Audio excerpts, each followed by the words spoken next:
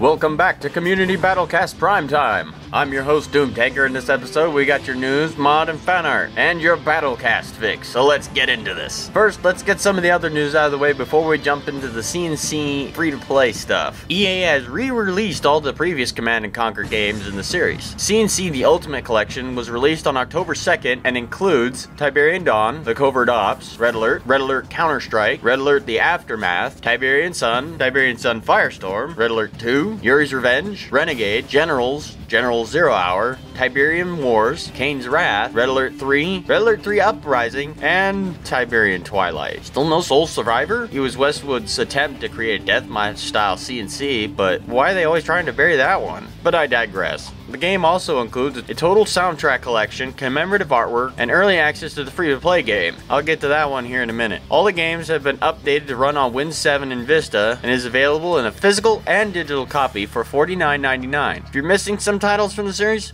it might be worth your money. Tiberian Sun Redux is ready for its first release. It will only be multiplayer and skirmish play. The purpose of this release is for balancing purposes for the final release, which will have the content that wasn't in the multiplayer beta release. But you have seen in recent screenshots and renders is what you'll get. Now we get to some free-to-play news. If you missed last episode or been in protective custody, hidden away from the world, EA announced that Generals 2 will now become a free-to-play game titled simply Command & Conquer. The game will probably launch with Gen 2 was supposed to sometime in 2013. I might go off on an editorial tangent here, but here's what we know so far. It'll be multiplayer only at launch. I'll get to that. It'll launch with all the content that they were working on for Generals 2. Obviously, it's going to be free to play. It will feature live content, updates, and features. And of course, it'll be on the Frostbite 2 engine, which we know at least will make it look cool. I know the first day they announced this, the reaction from the community was something like this.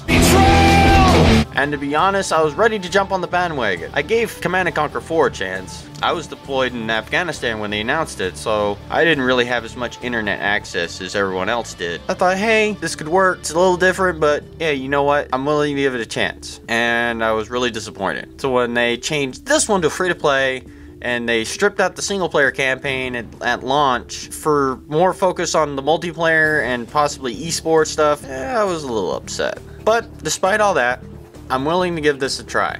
I honestly am. In a post on Game Replays, they listed off a lot of reasons the new multiplayer form works better for the series. Do I agree with having multiplayer only is best? No. Sure, a strong multiplayer focus is great, but I like the campy FMV mission briefs and the overblown crazy stories. I know, I'm gonna get murdered here for saying this, but look at StarCraft 2. An insane, awesome story-driven campaign and a multiplayer mode that had just as much muscle as the campaign. It can be done. You take some time and your patience and you put a lot of work into it, it can be done. You can have that esport and heavy multiplayer focus, but while still giving people like me and that like the campy FMVs and the overblown crazy stories, you give us our fix. I actually asked for some of your thoughts on the new free-to-play Command & Conquer on our Facebook group. I asked if you thought it was going to be win, fail, or middle of the road. Here's some of the things you guys had to say. Free-to-play offers an open platform for esports and larger, longer-lasting online experience, unlike the recent games. Also, it may be free-to-play, but it looks like DLC is likely to include maps, game modes, and a single-player campaign, rather than pay $10 for a mammoth tank. My thoughts on the new CNC? It'll be the next, and maybe the last, fail in Command & Conquer history. I don't get it. Who was the genius that came up with the idea to make it a free-to-play game? It's probably the worst thing you could do after Tiberian Twilight. The CNC series is dead for me. I will be like everyone else and be hoping that EA and BioWare Victory don't screw this up. You can read the editorials about the removal of the single player in the link below by Rock, Paper, Shotgun and Screw Attack. To add to the fact that not all of the community wants the free-to-play module for the series, there's actually an online petition to get the game turned back into Generals 2. If this is your thing, go sign it, make your voice heard. And now it's time for the mod spotlight. Time to hit that mod fix again. Just as a personal side note, a lot of these mods I actually do download, try out, play for myself, and that's why they usually get listed, because I've taken the of time, I've played through it, and if I liked it, it'd go on the mod spotlight. Tiberium History, a mod for CNC 3, has updated their mod database page, showing off some of the new, old Obelisk of Light, which in appearance looks like the original Obelisk of Light. Now, has 2 upgrades available to it though. Cabal Efficiency, which allows the Obelisk to fire 40% faster and 40% farther, and the Dark Obelisk Refit, which allows it to engage both ground and air units. This is a fun little mod. This is a fun mix of old and new content for the TIB universe, and it's definitely worth a download. Tiberian Sun 3 is a mod for Firestorm, adding new units, maps, veteran upgrades, faster gameplay, difficult AI, higher resolution menus, audio effects, improved cameo, and an enticing game experience equal to today's level of gaming. This one's definitely worth a download, and if you're a fan of Tib's Sun. Another interesting one for Firestorm is NCM Revolution. Taking place after Firestorm, the people have grown upset with the constant warring and politics and propaganda of both factions, and have given birth to the National Civilian Militia. Now you'll fight against both sides in order to protect the people from their dying world. Give this one a try. Next 2 mods are for Red Alert 3, and definitely some pretty fun choices for you guys. Shock Therapy adds a lot of new tweaks and stuff that were missing from the other RA titles, including the Tesla tanks, my favorite, as they return to multiplayer and skirmish. Definitely a lot of fun and worth a download. RA3 Revolution is a lot like Shock Therapy above, adding more units, improvised graphics, game balance, and enhanced sound and music, but in truth they're both awesome, and this one's definitely worth a look too. It's time for the BattleCast 3, and I, once again, am your host, Sybert. Hachiko is the pink knot in the northwest, and Good Day to Die is the blue GDI in the southeast of Tournament Tower in Tiberium Wars. Hachiko goes for the bike harassment, while Good Day sends an engineer along the bottom of the map. Will he be able to do something with this engineer, or will the sneaky plan be a flop? Oh, the suspense. Oh, well, way to ruin the suspense by just showing them.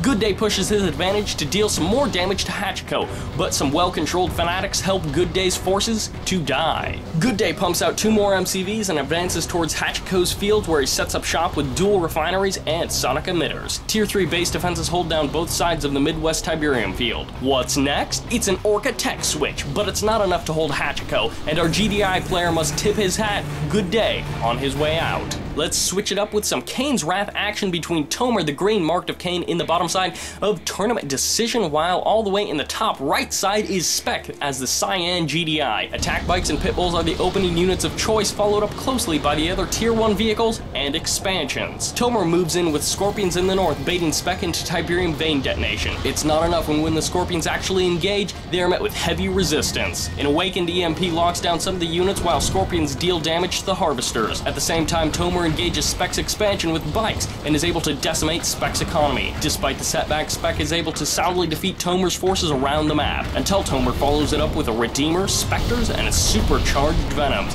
and is able to power through to victory.